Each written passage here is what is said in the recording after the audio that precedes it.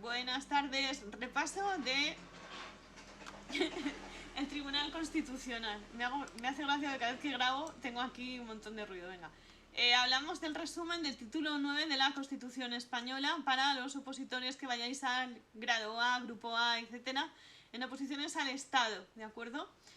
O bien a las comunidades autónomas, depende si sois grado A o grado B. Bien, hablamos del Tribunal Constitucional, que esto ya lo hemos visto con algunos en clase, con otros no he llegado, que desarrolla la Ley Orgánica 2/79 del 3 de octubre. La composición del Tribunal Constitucional, que es el órgano supremo, que se supone, digo se supone porque como todos sabemos si vemos la televisión no es así, ¿vale? Que debe ser independiente. Los que vemos la televisión hemos visto que el Tribunal Constitucional cuando se va a renovar tiene que haber un acuerdo entre los dos partidos mayoritarios de España, llámese PP y llámese PSOE. Pero legalmente, según esto, no debería de ser así, ¿vale? Porque no debe ser... no debe tener partidismo un tribunal constitucional, aunque esté compuesto por órganos del Congreso o del Senado, ¿de acuerdo? Seguimos hablando.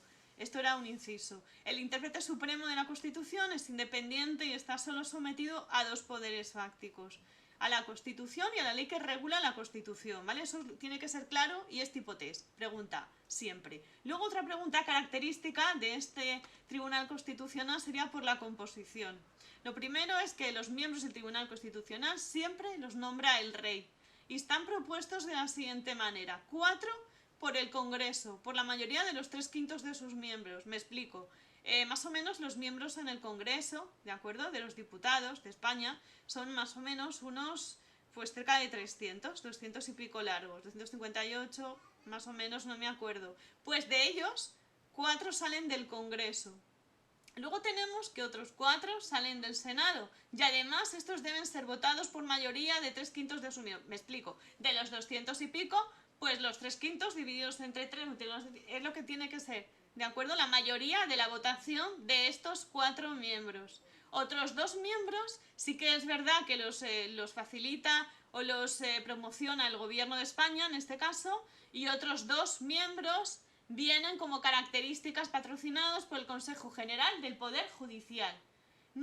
En total tenemos, si sumamos, 4 y 4, 8, 2, 10 y 2, 12, ¿vale? 2 por el Consejo General del Poder Judicial, 2 por el Gobierno, 4 por el Senado y 4 con el Congreso. ¿Qué pasa? Que depende de cómo esté la mayoría en el Congreso o en el Senado. Obviamente, si tienes mayoría absoluta, pues tendrás más de 2/5 del aforo, tanto del Congreso, o puede ser o no, del Senado. Con lo cual, obviamente, pues hay miembros de los dos partidos políticos de mayoría, que son el PP y el PSOE. ¿Qué pasa? Que no han llegado a un acuerdo, se tenía que haber renovado, o sí, o se ha entregado de una manera o de otra, y entonces ha habido bastante conflicto, que ha salido en televisión de manera continua este año por la renovación del Tribunal Constitucional, ¿vale? Inciso. Vale, seguimos con la ley. Requisitos que tiene que tener el Tribunal Constitucional los miembros, ¿vale? Lo primero, la Constitución determina qué requisitos deben de tener los candidatos a miembros del Tribunal Constitucional. Y además, eso está regulado por el artículo 159/2 de la Constitución Española. Lo primero, tienen que ser magistrados y fiscales, pueden ser profesores de universidad, pueden ser funcionarios públicos y abogados. Funcionarios públicos, fijaros que no pone si es de carácter o grado A, B o C. Obviamente, normalmente, pues todas las personas del Tribunal Constitucional son de grado A, ¿de acuerdo? Es decir, son licenciados o grados o con carreras universitarias de grados. Pero no tendrían por qué serlo, porque funcionarios públicos, pues los hay, como bien sabemos, todos los opositores de diferentes grados, ¿vale? Bien, funcionarios y abogados. Luego, los miembros del Tribunal Constitucional son designados por un periodo de 9 años y además se renuevan por terceras partes cada 3 años. Aquí es lo que vemos. Aquí hay una controversia, ¿vale?, por la renovación de estos órganos o de estos miembros y cómo son designados por el periodo porque cada 9 años tienen que renovarse por terceras partes cada 3. Es decir, como hay 12, pues cada 9 años hay 3 renovaciones, 3 renovaciones, 3 renovaciones, y lo que se estaba diciendo, la controversia, es que habían pasado 9 años y no se habían renovado 3, y luego se iban a juntar con otros 9 años que se tendrían que renovar otros 3.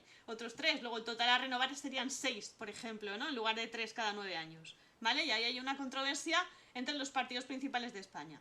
La composición, es decir, sería, primero, la condición como miembro del Tribunal Constitucional sería compatible con todo el mandato que representa este, o bien con cargos políticos y administrativos, o bien con personas que desempeñen funciones directivas en un partido político, en un sindicato, en un servicio de empleo, etcétera, o también que estén ejerciendo carreras judiciales, es decir, puede ser compatible con personas que sean jueces o fiscales, como lo pone arriba, ¿vale? O con cualquier actividad profesional o mercantil, abogados, economistas, ingenieros, etcétera. Los miembros del Tribunal Constitucional han de ser independientes, inamovibles, en el ejercicio de su mandato. Luego, otra característica que tiene la composición sería que el presidente del Tribunal Constitucional será nombrado entre 6 de sus miembros por el rey. Y luego a propuesta del tribunal en pleno y por un periodo de 3 años. Me explico. Pues que dentro de esos 12 miembros del Tribunal Constitucional, entre ellos votan quién va a ser su presidente y además luego, pues... lo tiene que nombrar también el rey, como porque obviamente si no lo nombra el rey no sale en el BOE, en el Boletín Oficial del Estado, ¿de acuerdo? Y luego pues tendría que, una vez que está nombrado y que el rey lo ratifica, luego hay una votación y más o menos pues el tribunal entero pues tiene que dar su beneplácito. Que también ha pasado que hay veces que se nombra un presidente del Tribunal Constitucional, lo nombra el rey y cuando van a dar la votación pues todos los miembros no quieren que sea ese, entonces ha habido bastante controversia también. Y luego el cargo o el mandato de cada presidente del Tribunal Constitucional dura 3 años. Vale, luego tenemos cuáles son las competencias de control constitucional. Que lo primero sería el control de las normas con rango de ley de Estado o comunidades autónomas. Además, que este control se realiza por un recurso de inconstitucionalidad y por la cuestión de la inconstitucionalidad. Vale, esto es importante, ¿vale? Las competencias, todo esto son preguntas de test, porque tener en cuenta que van a eliminar a gente y esto la gente no se lo suele estudiar mucho. Las competencias serían primero el control constitucional de las normas, es decir, tú vas a promulgar una norma para que se haga en la Constitución y tú eres el presidente del Tribunal Constitucional, pues tienes que ver qué normas se pueden cambiar, ¿no? Cómo, cuándo, cuál es el rango, etcétera, ¿no? O a través bien del Estado, que se puede cambiar una ley constitucional porque se lleva al Pleno, al Congreso de los Diputados para que se vote o no, o a través del Senado, o a través de una comunidad autónoma que viene una iniciativa que quiere cambiar algo. Y tú tienes que ver, controlar de cierta manera, ¿no? Porque hay como una jerarquía de funcionarios, etcétera, que se dedican a trabajar en función de todas las modificaciones que se quieran hacer o no, si son factibles, si no, si llegan, o sea, si tienen sentido que se hagan, cuáles son las características de esos cambios, cuáles serían las repercusiones, etcétera, ¿no? Que eso es un poco el control de la constitucionalidad de las leyes, de los cambios y de las propuestas que haya para mejorarlo, ¿vale? Eso es un poco. Esos serían los dos, el primero y el segundo, porque dices, este control se realiza a través de un recurso de inconstitucionalidad, es decir, si no es constitucional hacer algo, es decir, cambiar una ley, por ejemplo, la ley de, me lo invento, no me lo invento, de que el castellano es la lengua oficial, pues ahora resulta que llegó un catalán y te dice que no tiene por qué ser el castellano, que también puede ser el gallego, por ejemplo, me lo invento. Pues entonces el Tribunal Constitucional se le lleva, o sea, todo eso va a ellos, es como una, pues como si tú presentaras una especie de queja, ¿no? Entonces tú rellenas unos formularios y tú escribes, o no es exactamente así, ¿vale? No son formularios, pues son edictos, etcétera, hay que hacer pues eso, unas descargas de unos documentos, se tramita a través de abogados del Estado, es más lioso, ¿vale? Pero bueno, el procedimiento sería, pues tú pones, imagínate, una queja en un establecimiento porque tú quieres cambiar algo, tú propones que el color, me lo invento, de la marca Nike sea de color verde. Pues tú haces un escrito, oiga, quiero que el color de la marca Nike sea verde, y tú lo presentas en las instalaciones de Nike. En este caso lo presentas en las instalaciones que sería en el Tribunal Constitucional, ¿vale? En la sede, está en Madrid. Y entonces, pues bueno, ellos lo estudian y te dice, no es inconstitucional, porque la Constitución sería, me lo invento, la marca Nike dice en los artículos número tal que tiene que ser el color verde, porque el color verde es la amistad, el deporte, el compañerismo y el medio ambiente, me lo invento. Luego declaran que lo que tú quieres hacer es inconstitucional porque está afectando a 5 artículos y todo eso se hace pues en unos recursos se llaman, que son unas contestaciones, alegando leyes, etcétera, etcétera, que se dedican ellos un poco a jerarquizar cómo van a hacerlo y qué situación, qué se va a votar, si se puede hacer o no ese cambio, y luego pues tienen un equipo de abogados, normalmente abogados del Estado y del Senado, que te van a contestar, ¿vale? O pues gente que trabaja para ellos, o auxiliares administrativos del Estado que trabajan en el Tribunal Constitucional. Y entonces en ese acto, pues si no se puede hacer es inconstitucional el recurso, por ejemplo, o la cuestión, depende, ¿vale? Puede ser un recurso, el recurso de la cuestión. Pues imagínate que quiero cambiar el color de la bandera española, me apetece que sea de color fucsia. Pues te van a decir, pues no, porque esto viene de un escandal del siglo no sé cuánto, de tal, vale. Y luego, después de esto, ya sé que lo que he dicho es una chorrada, pero para que lo entendáis. El primer recurso directo y abstracto será promovido por el presidente del gobierno. O sea, si la cosa fuese a más, ¿vale? Porque no hablamos de chorradas como puede ser el color rosa o la, ¿vale? Tal, sino de cosas más potentes como pueden ser, pues, no sé, hablo de, por ejemplo, del acercamiento de presos de ETA, que si es constitucional o no, porque es un delito de odio, de tal, de no sé qué, infringe varias leyes de la Constitución. Pues ya cuando tenga, depende del cariz de la cosa o de la importancia que tenga que debatirse, pues luego ahí intervendrá también o no el presidente del gobierno, el defensor del pueblo, los senadores, ¿no? Los parlamentarios autonómicos, etcétera, ¿no? El presidente de Andalucía, de La Rioja, de La Coruña, lo que sea, todo eso, ¿vale? Y entonces, después de eso, pues ellos tienen un sitio donde se reúne el Tribunal Constitucional, donde se hace una sesión, estarán todos los jueces allí sentados, los 12, y el presidente del tribunal dice si está de acuerdo o no en lo que se ha dicho, que se ha votado, cómo se ha votado, y etcétera, ¿vale? Entonces, por ello dice aquí que se conocen el pleno y 2 salas de este tribunal. Y luego también te dice aparte que está legitimado, es decir, que se puede hacer para interponer un recurso de inconstitucionalidad, que lo puede interponer el presidente del gobierno, el defensor del pueblo, si se juntan y firman el documento 50 diputados o bien 50 senadores. Que normalmente, ¿vale? Cuando esto se va a hacer para cambiar algo de la Constitución, como los partidos mayoritarios de la oposición o del poder, me da igual quién esté, sean rojos o azules, tienen todos más de 50. Entonces, juntándose ellos, pues pasan un escrito, lo firman sus diputados y ya se puede modificar la Constitución, por ejemplo, ¿no? O no, o pueden decir que es inconstitucional modificar el artículo 18, me lo invento, porque a mí me gusta el color fucsia, pero queda mejor el amarillo y el rojo, por ejemplo, ¿vale? Y entonces todo esto se hace pues por unos protocolos de papeles, de firmas, de contestaciones, de tal, como si fuera un juzgado exactamente igual. Tú vas a poner ahí pues una queja de alguien que tú denuncias, pues en este caso pones una queja de un libro llamado Constitución. Y luego los jueces lo estudian, ven un poco la jurisprudencia o qué artículos vulneran o qué no, y luego te contestan. Pues aquí lo mismo, ¿vale? Lo que pasa es que tú cuando vas a un juzgado normal, pues está el juez, el fiscal y tus abogados, y los abogados defensores y los abogados acusadores, y aquí pues tienes 12 personas que están reunidas y que van a hablar de este tema. Luego hay otra cosa que se llama recurso y cuestión, es decir, debemos distinguir en qué es un recurso inconstitucional, que es pregunta de examen, por cierto, y qué es la cuestión de inconstitucionalidad, que parece lo mismo pero no, ¿vale? Los que hemos estudiado pues algo de leyes administrativas, sobre todo el procedimiento administrativo, tenemos que saber qué diferencia hay entre recurso, por ejemplo, ley, norma, ¿de acuerdo? Cómo se eleva un reglamento, que todo esto lo tenemos que ver en la siguiente clase, lo veré con vuestro grupo o vosotros, ¿vale? Porque no es lo mismo, sobre todo en Unión Europea, pues una ley, un reglamento, unas recomendaciones, y poco a poco esa recomendación va subiendo de rango, ya se hace decreto, ya se hace tal, y luego ya pasa a ser ley.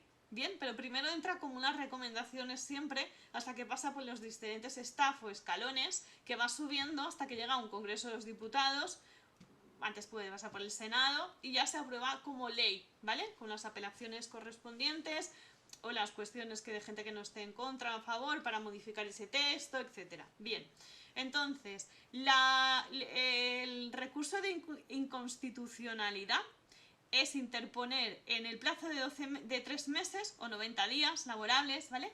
La entrada en vigor de esta ley. Laborales o no también depende de la ley, porque hay otras que pues son procedimientos de urgencia, tal, por ejemplo con el tema de la pandemia, el COVID y el cierre de las comunidades, cómo se hizo, etcétera, ¿no? Que luego fue inconstitucional porque violaba 8 o 9 leyes, ¿de acuerdo? El que no te dejen pasar de una comunidad a otra, el tema del pasaporte COVID, entonces todo esto pues hay que ver cómo esté estructurado, ¿vale? Vale, lo siguiente dice cuestión de inconstitucionalidad. Hemos dicho que el recurso, en sentido estricto, se tiene que poner como máximo a los 3 meses. Bien, en sentido estricto se interpone en el máximo de 3 meses a partir de que entre en vigor la ley. Y luego tenemos otro que se llama cuestión inconstitucional, que suscita por vía incidental cuando en un juez o un tribunal advierte de oficio o de instancia, significa que te mandan una carta, ¿vale? Verificada, que tú tienes que firmar para recibirla, por eso es una instancia, ¿vale? Que tiene que tenerse copia cuando va el cartero a tu casa, que te da una notificación. Esto es igual. Un oficio o algo es una notificación, ¿de acuerdo? Que tú tienes que firmar para tener pues como una justificación de que lo has recibido, como cuando vas a ir a juicio, cualquier cosa, que la norma como rango es una ley aplicable y además la validez depende del fallo y que puede ser contraria a la Constitución, ¿vale?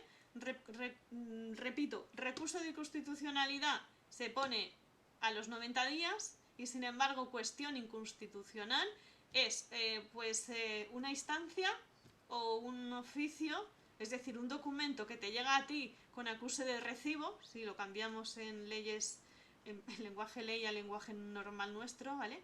Y que además incide que hay una parte de una normativa que incumple lo que tú quieres cambiar. Entonces, como lo incumple, porque no es, por ejemplo, me explico. El tema del confinamiento, que ha dado mucho que hablar. Es inconstitucional las dos formas que tuvo el presidente del gobierno, que el gobierno dictó, de que no se podía salir de tu casa o que no se podía ir o salir de tu comunidad autónoma. Entonces, como ahí es un recurso de inconstitucionalidad, se hizo antes de los 90 días, varios partidos políticos que se dedican a eso llamaron y dijeron que no estaban de acuerdo, ¿vale? Porque incumplía pues X artículos.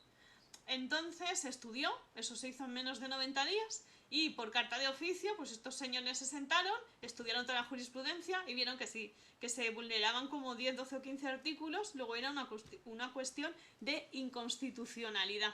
Y en ese sentido, sí es verdad que pues se informó al gobierno que había sido ilegal esos confinamientos y por ese motivo no se tenían que pagar ninguna de las multas que se pusieron a las personas que se saltaron por el forro el confinamiento, fueron bastantes además, ¿vale? Ni por las multas de los toques de queda, que también era el toque de queda ilegal e inconstitucional, que luego también lo dictó el Tribunal Constitucional, etc. Luego pasamos a las competencias.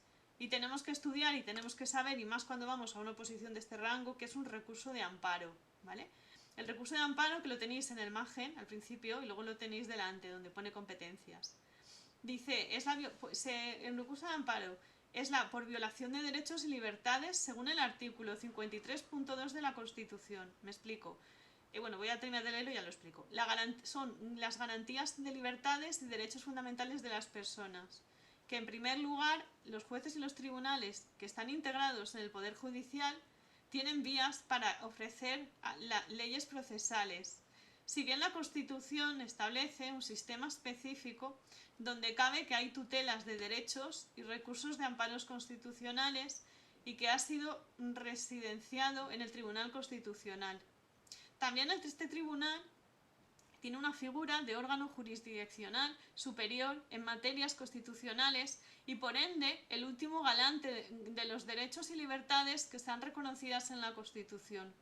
Además, su conocimiento corresponde en principio a la que las salas pueden definir las secciones. También el Pleno conoce que les sean elevados por salas eventuales la doctrina expresada aquí realmente y eso sería el recurso de amparo.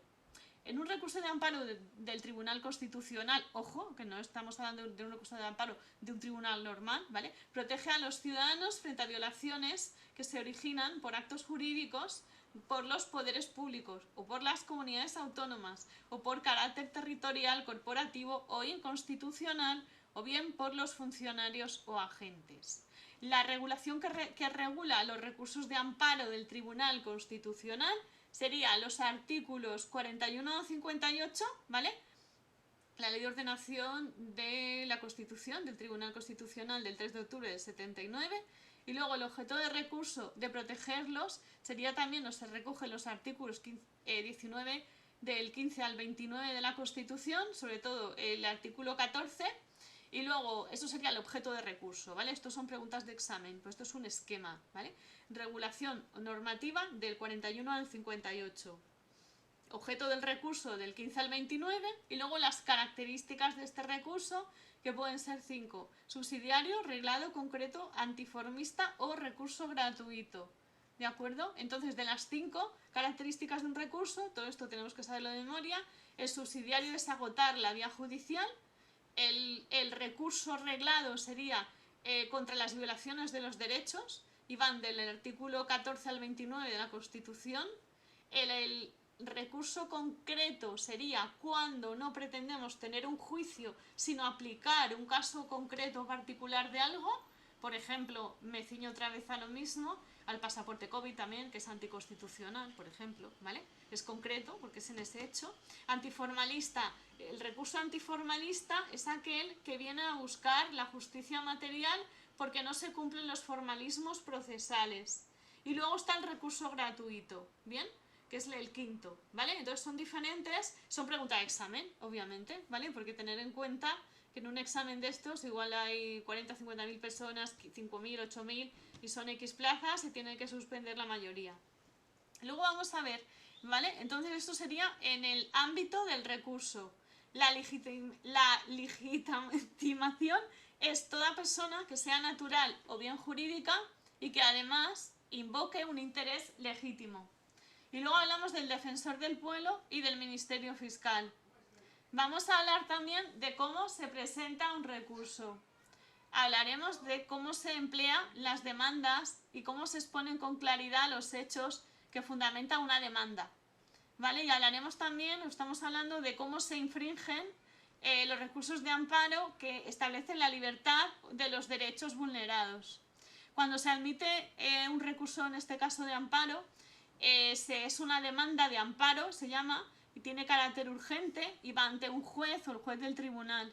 Además, este tiene un plazo que no puede exceder de 10 días para que actúe. Luego hay otro procedimiento que nos dice que el órgano, autoridad o juez de un tribunal pasa un recibo del requerimiento que además cumple el envío dentro del plazo y que empezará a ver quiénes han hecho parte del procedimiento para comparecer antes de los 10 días. Y luego se reúne el tribunal, en este caso el Tribunal Constitucional, ante este recurso de amparo, y luego hay una sentencia. En la sala del Tribunal Constitucional te dicen si te han dado o te han concedido ese recurso de amparo o te lo han denegado. Normalmente, ¿vale? Cuando la sala, en su caso, o la sección conoce este recurso de amparo con decisiones de jueces y tribunales, vamos a ver si se viola o no los derechos y libertades de las demandantes, y además también vamos a ver la consideración de la actuación de los órganos jurisdiccionales. También podemos ver que la sentencia otorga el amparo de alguno de estos pronunciamientos, tales como la declaración de nulidad de la decisión, ya que se impide el ejercicio de los derechos protegidos. Vamos a ver también el reconocimiento, ¿no?, de las libertades públicas de conformidad y que estos estén constitucionalmente declarados, y también el restablecer la integridad de los derechos en adoptar medidas apropiadas en caso de la conservación. Las competencias o los conflictos constitucionales, ¿vale? Hasta aquí ha sido el recurso de amparo, que es bastante largo, como veis. Entonces, ¿vale? Resumiendo, el recurso de amparo empieza aquí, en la página 2, y las competencias que tiene, que son las que hemos visto, el artículo 53.2 de la Constitución, las violaciones que existen en los recursos de amparo, las normas que lo regulan, que sería del 41 al 48, los objetos del recurso, que son del 15 al 29, las características de un recurso de amparo constitucional, que son 5, y tenemos que saber que el subsidiario, cuando se agota la vía judicial, el reglado, el concreto, antiformalista y gratuito. Y luego la legitimización que tiene que tener un recurso de amparo por el defensor del pueblo o el Ministerio Fiscal, la presentación de cómo se hace una presentación, que se fundamentan y se citan pues todas las leyes que se han pues infringido para poder justificar que ha habido una vulneración de esas leyes, cómo además se admite esa demanda de amparo ante un juez o un órgano que tiene 10 días para contestarnos, ¿de acuerdo?, en el plazo o tomar medidas, y luego a partir de esos 10 días pues tiene que haber una sentencia que nos lo otorgue o que nos rechace esta pues este recurso de amparo al Tribunal Constitucional. Y luego también pues establecer una sentencia que nos diga si la decisión es nula o reconoce o no las libertades públicas o no, ¿vale? Luego pasaríamos al siguiente punto, que serían conflictos de la Constitución. Dentro de los conflictos constitucionales y cuáles son las competencias, hablaríamos del bien del Estado, de una comunidad autónoma entre sí, o bien de los órganos constituyentes del Estado. Cuando tenemos conflictos de la constituyentes entre el Estado o, por ejemplo, imagínate, Gobierno de España y la Comunidad de Madrid, ¿vale? Que están siempre como tirantes, ¿no? O, por ejemplo, entre la Comunidad Autónoma de Cataluña y la Comunidad Valenciana, porque, ¿vale? Ahora se ha dicho en el Congreso, en el Senado, que la Comunidad Valenciana es países catalans. Pues imagínate que no está de acuerdo la Comunidad Valenciana y dice que de eso nada, que la Comunidad Valenciana es Valencia, es Alicante y es Castellón, y los otros son catalanes, y que no. Entonces esto, pues hay una denuncia, hay un recurso de amparo, y todas estas cosas que son bastante importantes, bajo mi punto de vista, son denunciables. Lo que pasa es que no lo ha hecho el Chimo Puig, ese que está de presidente de Valencia, ante un tribunal constitucional, ¿vale? Porque la Comunidad Valenciana no son los países catalans, eso se lo ha inventado el que está ahora, ¿bien? Entonces, ¿qué pasa con esto? Que tienes un conflicto de la Constitución, pues la Constitución establece que son comunidades distintas, órganos distintos, etcétera, ¿no? Entonces, a partir de ahí, estos conflictos pueden ser positivos o negativos. Además, habrá una ejecución autonómica de una distribución constitucional y estatutaria. Ya hablaremos también de cómo inciden las comunidades autónomas y cómo pueden plantearlos. Los conflictos, podemos hablar también de defensa de autonomía local, con conflictos negativos en este caso, que transforman o cambian la titularidad de una competencia, o bien de un órgano, o bien de un gobierno, o bien incluso de una nación. Bien, por ejemplo, pongo el caso de Ucrania, Bielorrusia y Rusia. Pues hombre, si fueran todos españoles, es como si nosotros ahora en España, pongo el ejemplo, ¿vale? Gibraltar se quiere ir y Gibraltar se ha ido, y Gibraltar hace muchos años que por X motivos que no voy a entrar aquí no es español. Ahora, ¿qué pasa? Que después de Gibraltar, pues tenemos, imagínate, me lo invento, que Cádiz también, que está cerca de Gibraltar, se quiere ir de España. Pues vale. Y entonces España, que Rusia dice que no. Y entonces en Cádiz hay gente que se quiere quedar con España y hay gente que se quiere ir con los de Gibraltar. Pues claro, se monta el pifostio. Obviamente España, pues solo con tirar 4 tanques, que es lo que está pasando ahora con Rusia, se carga en 0, Ucrania, en este caso se cargaría pues a Gibraltar y a Cádiz, ¿vale? Y ahí hay un conflicto que tendría que resolver pues el gobierno de España con el Tribunal Constitucional, por ejemplo. Se hace un recurso de amparo, si es constitucional, si no, etcétera, y sé un poco el formato que tiene que tener, ¿vale? Me lo estoy inventando, ¿eh? Pero era para poner un ejemplo así que lo entendáis. Esos son los conflictos y tenemos que ver que si tiene competencias, si no, si se puede ir a la guerra, si no. ¿Quién tiene que resolver esto? Pues los órganos un poco que se dedican a votar todo este tipo de cosas, pues el Gobierno de la Nación, como tenéis ahí, el Congreso de los Diputados, el Congreso del Poder Judicial, por ejemplo, ¿vale? Y ya en última instancia, si depende del librito de la Constitución y vulneración, pues el Tribunal Constitucional, ¿bien? Y luego tenemos que también pueden haber conflictos, como pone ahí, de la autonomía local. ¿Qué significa? Pues lo que acabo de decir, que resulta que la Comunidad Valenciana y la Comunidad Catalana pues se quieren fusionar. Pues oiga, no. O sea, no. ¿Por qué? Pues porque cada uno tiene sus cosas diferentes, sus costumbres, sus territorios, sus establecimientos, sus organizaciones, sus tal, y son como mini países, porque se van a fusionar. Pues todo eso sería un conflicto de defensa de autonomía local, ¿no? O dice, me lo invento, ¿no? Cataluña, que no sé qué Valencia es suyo, por ejemplo, ¿no? Y entonces, pues todas esas son cosas que se verían en este tipo de órganos, ¿vale? Y luego tenemos otro concepto importante, en este caso, que serían las competencias previas de constitucionalidad. Es decir, el control previo de tratados internacionales a requerimientos del gobierno o bien del Senado, etc. Estos son procedimientos para evitar la integración del derecho español en normas internacionales que son contrarias a la Constitución.